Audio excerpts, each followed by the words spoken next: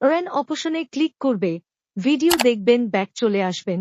বোর্ডের ভিতর ভিডিওর টাইম কাউন্টডাউন চলছে, আর একটা ভিডিওতে ক্লিক করবেন, একটার পর একটা ভিডিও দেখতেই থাকবেন। স্পেন জমাবেন 500 থেকে 1000 50 থেকে 150 স্পিন একবারে স্পেন করবেন। ফার্স্ট লেভেল অফ হবে।